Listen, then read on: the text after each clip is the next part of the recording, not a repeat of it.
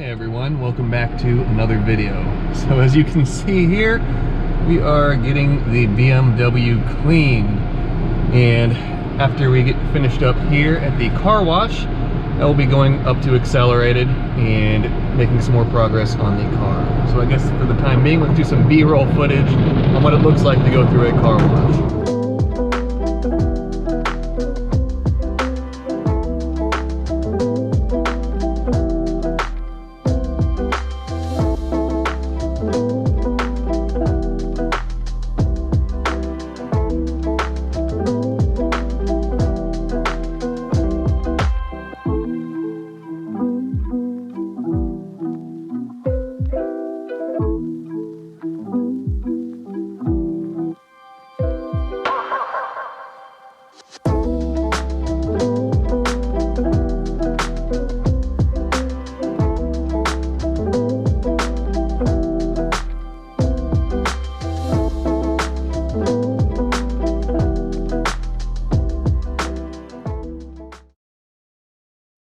So just like the last trip up to Accelerated, I was pressed for time and decided to just film some clips and do voiceovers later. So this trip I was actually very happy. I got a large number of things accomplished in the time that I was up there, and I checked all of the boxes, checked all of the items off of the list that I had for myself in making the trip up there. So very happy with it, and let's take a look at what all I managed to accomplish while I was there. Alright, first off we have the fuel surge tank that is now mounted under the hood of the Supra. You can see I have one mount there on the upper frame rail, one there on the wheel well, and then one down towards the bottom near the lower frame rail there. So this thing mounted in there very nicely, sits right in the location I wanted it, and it gives an excellent run for the fuel feed line that will go right back behind the cylinder head there. So you can see the nice path that it will take underneath the wiring harness, and this thing is sturdily mounted in there. It is not going anywhere. So I have the one line figured out, or at least the fitting on there, and I have line 2, 3, and line 4, that all of those will follow kind of the same path underneath of the fuel feed line. And then we make our way to the rear of the car, where the Weldon A600A pump that will be used as the lift pump is mounted, and the welds came out very nicely here. I'm actually quite surprised for working with a machine that is not mine, and you can see that it is welded on the inside and the outside, very sturdy on the side of the fuel cell. So right here we have the inlet for the pump, and we have the outlet for the fuel cell, and the line will snake up there to the fuel pump inlet, and will go from the fuel pump outlet more than likely around the sway bar mount and make its way up to the front of the car from there. I also got the correct dry sump belt ordered. This is a Jones 616/20 HDK belt that you can see right there, and it's 20 millimeters wide as opposed to 30, and it is also right under 3/8 of an inch longer, not shorter, than the old belt. Thumbs up, it fits perfectly, the correct belt for this application. And here we can see Russ's handiwork, and you can see that all of the portions of the harness have DR25 or Raychem DR25 heat shrink on them, boots properly used throughout, and they are also all labeled. So you can see this one here is for the O2 sensor, and the next one up should be the wastegate pressure sensor, and that is the sensor that is in the dome or the top side of one of the wastegates. And these labels make it very nice for if the harness ever needs to be uninstalled. There's fuel pressure there. But if it ever needs to be uninstalled, it makes it much easier to reinstall it later on. So right here is the actual firewall bulkhead. And this is a real nice quick disconnect mil-spec bulkhead. You can see that he bought a flanged piece that bolts onto the carbon fiber block-off plate that he made for that portion, or that hole on the firewall. So all the wires are nice and consolidated, and that is just in need of a boot, and then it is finished. Right here, you're not going to be able to see them, but I had to replace or get a few new fasteners that hold the actual dry sump pan on the bottom of the engine. I'm not sure where the other ones went. I'm sure I pulled them out for one reason or another, but the pan is all fastened down now. And the last order of business on this trip was to build the new fuel feed line going from the surge tank to the mechanical pump. So you can see it comes out of the surge tank there, snakes around the backside of the cylinder head underneath of the wiring harness. It makes its way down through the rat's nest of harness and lines there, goes into a weld and fuel filter, and makes its way back up around and into the mechanical pump. And that wraps up everything that I accomplished during this accelerated trip. Now, everything that I listed out for myself, I was able to accomplish while I was there, and I left with a very good sense of fulfillment after having knocked all of these things off of the list. I really wanted to get the surge tank mounted, and I really wanted to mount the lift pump on the side of the fuel cell, both of which I was able to do.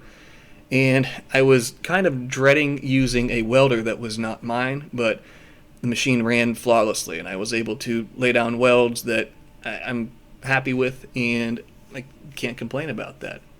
So that was the end of the trip, and I guess let's go ahead now and get to the rest of the video.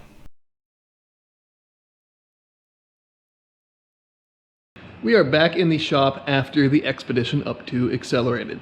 So I didn't do a whole lot of filming there, as you guys saw. I was really just focused on getting the things that I needed to accomplish accomplished. And I did just that. I left with a pretty good sense of fulfillment, which was very nice. But now that we are back here, we are going to spend the day working on the Lexus. And we have a couple of projects to knock out on this thing.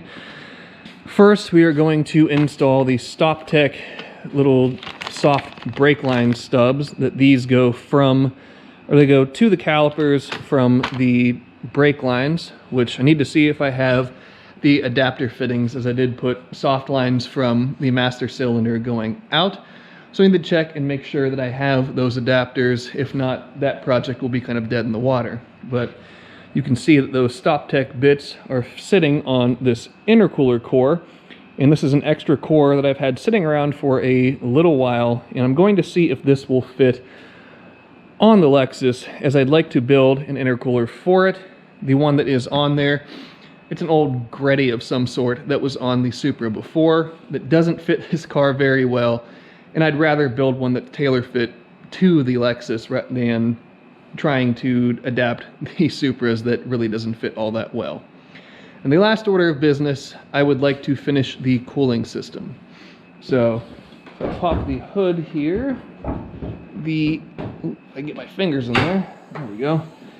The last bit that needs to be addressed cooling system wise is right down here. The lower coolant neck, I need to modify it to get the outlet of it in a better position to reach over and go into this port on the radiator. So that will need to come off, be cut, welded, so on and so forth. Fairly common practice, fairly standard. But the first thing we're going to do is work on the brake lines. So let me set you guys down, get this thing up in the air, get the wheels off, and see which of these kits go to front versus rear. We'll get that knocked out and move forward from there.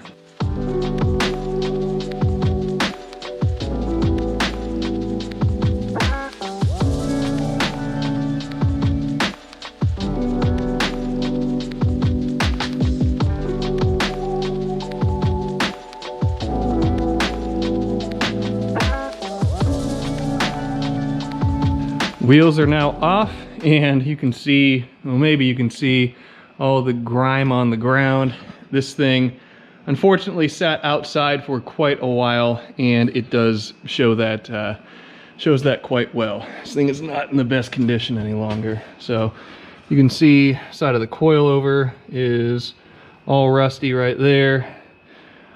On the fender arches right here, there's a bunch of rust there, and then just all the dirt and everything else. Don't let your cars sit outside like that. It's a recipe for a bunch of cleanup, if nothing else. But hopefully, I guess at least the damage that is done are all parts that bolt onto it, so not the end of the world that way. So what we are removing, or what we are replacing rather, are these lines right here. If you see what I'm tracing with the light, we're replacing the line that goes from the body here up to the caliper, and that will be on all four corners. So the reason I like to do this, the factory rubber lines, they are prone to rupturing and deteriorating over time, whereas a nice braided stainless line like those StopTech ones, they hold up quite a bit better, and you don't have as much distortion of the line, meaning that you have better braking feel and better fluid transfer through the braking system. So this is not a very complex job. It's quite simple, actually. You take the clip out right here, loosen a bolt right here, loosen a banjo bolt right here, remove one line, replace it with the other one, repeat 4 times, and you're good to go. So let me go ahead. I'll get the old ones pulled off first so I can determine, as I don't think on here it's listed. Yeah, they just have the part numbers on here. So I'll have to compare and contrast these lines versus what comes off of the Lexus, but not a big deal. I'll figure out which lines go where, get those installed, and then we can move on with what we're doing for this, or with this thing for the rest of the video.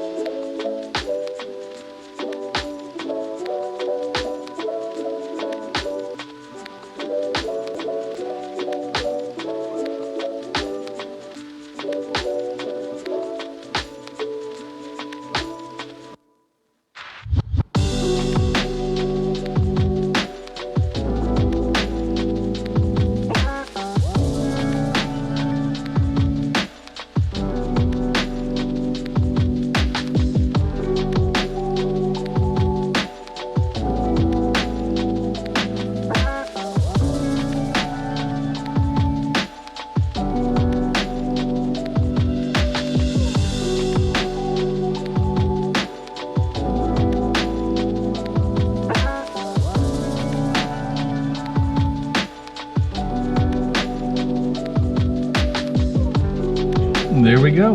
I have the first of 4 of these lines installed, and it went in very smoothly. And StopTech was even nice enough to include new covers, like you can see right here, for the bleeder screws. So everything went back in flawlessly.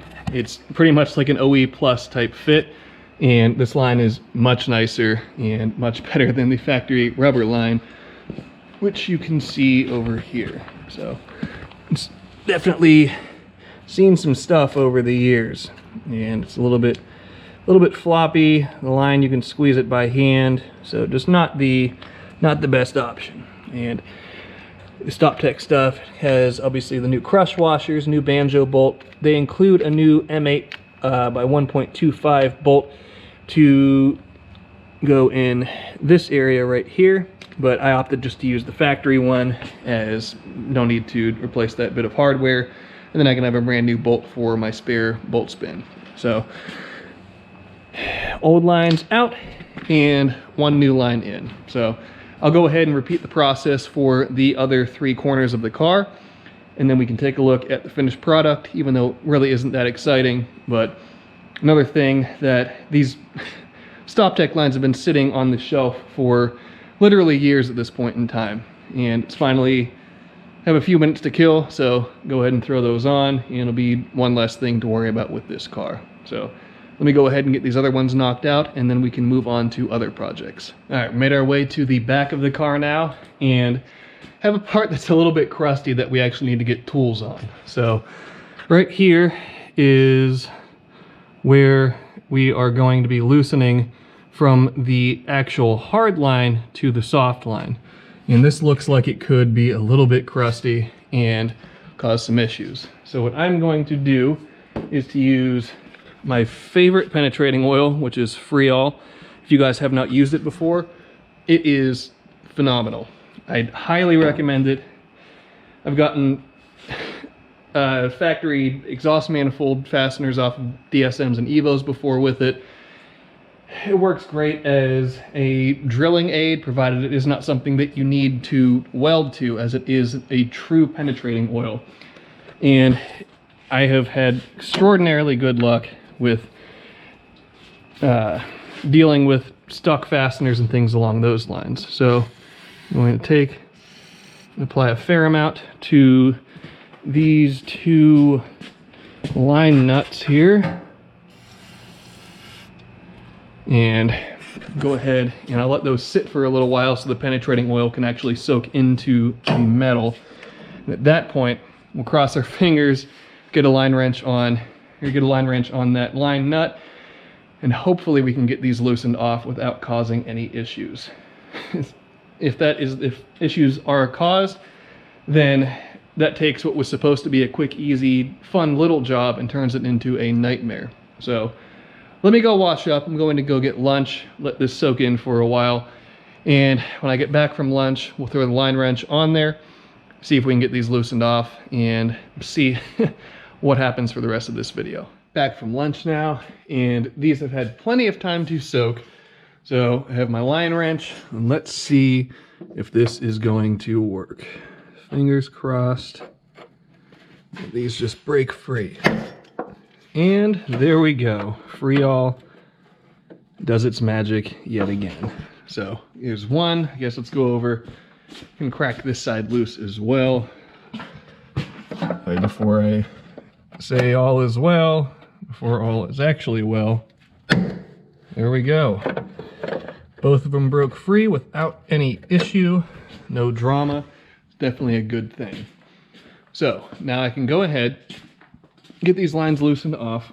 I can install the new StopTech soft lines, and this project will be completed, and we can actually move on to some fabrication stuff. So let me go ahead, get these knocked out, and then we'll get to the actual fun stuff today. Rear lines are now installed. You can see them, or see the driver's side at least right here. Everything fit up nicely, and I was able to use just one of the factory clips right here as opposed to the two that they normally come with. So had leftover hardware, which in this instance was not a bad thing. So the last thing to do on the brake lines, I need to get the adapter fittings that go into the StopTech lines here. I thought I had them, I do not, and I don't believe that I have them here. So that I'll have to wait until I can make a trip to Jags to purchase those little adapters, but that also means that we can move along to other more interesting portions of this project. So let me lower the car down and I can show you what the next order of business is going to be. We are now going to work on the cooling system. And what we're going to do, if you can see down in here, this piece right here is the lower water neck in the thermostat housing. And currently it's pointing at this primary on the header. So if you guys can see that right there, not a whole lot of clearance. And I don't want to leave it like that. And even if I can get the hose on there, it will be so close to that header tube that I don't want to have a radiator hose rupture and cause all of the nightmare issues that are associated with that. So I can go ahead and solve the problem now, so I'll go ahead and do just that. So what we will do is remove this housing, and I will likely cut the stub that's on it currently off. And from there, provided that I have the tubing here for it, which I still need to look around and see if I do or not, I can go ahead and build a new lower water neck, or modified lower water neck, that will fit in the setup more appropriately and actually allow me to link, or to make the cooling system a system rather than just a spigot the way that it is right now. There we go, have the thermostat housing off, obviously sans thermostat. So what we're going to do is essentially where it goes from a spherical shape to the tube shape, I'm going to cut along that seam, and then I have this piece of just regular aluminum, it should be, I don't know, 1.5 inch tubing, something along those lines. I'll weld that piece of tube to the spherical portion in whichever orientation it needs to be to put the outlet in an advantageous location. So let me go ahead, I will make this cut, and then we can get to figuring out exactly where the outlet is going to lie and get everything welded up, and that'll be another project checked off the list.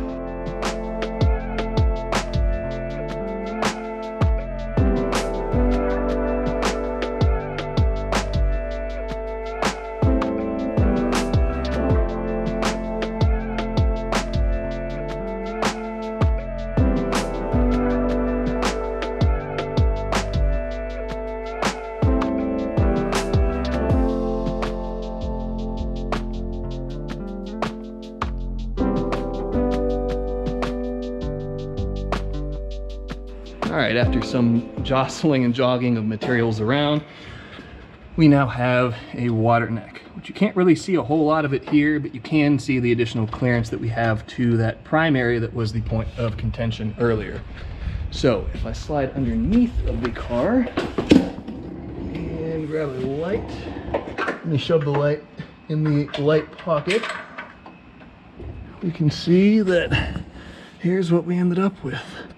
So it looks a little bit tight to here right now. By the time that it gets tightened down up top, that clearance should be no problem. And if it is, I can put a little bit of a dent in this tube and all will be well. And it clears the power steering cooler here. It clears the sway bar, mates up to the water neck on the radiator. And the only thing I don't like is the number of bends I had to use. But that is kind of what it is. So at this point, I am ready. I can pull this out, I can weld it, I can reinstall it for good, and then I don't think we're going to make a whole lot of progress on the intercooler today, but I can at least pull the bumper off and pull the old intercooler out to give me an idea of what I'm working with for that. So let me go ahead, I'll pull this water neck off, get it over on the bench, get it prepped and everything, can buzz that out, and then we can get the projects for this thing wrapped up for the day.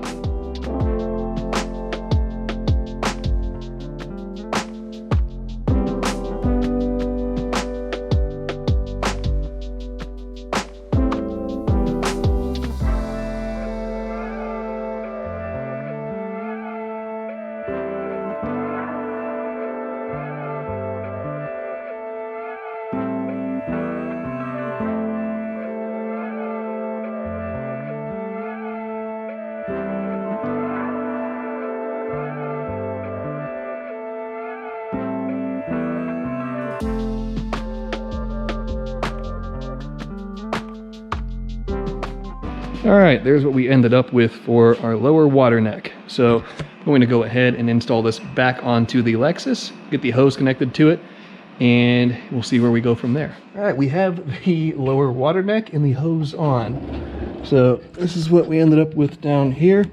And with a little bit of pry bar persuasion, we have clearance between this rack mount in the tube, as well as our hose and the power steering cooler. So I know you guys can't see a whole lot here, and frankly I can't either, but the hose fits nicely, everything is where it needs to be, and this will make it much easier to get a clamp on this lower water neck outlet than it would have been normally. So great success there, and very happy with how it came out, even though you can't really see a whole lot from up here.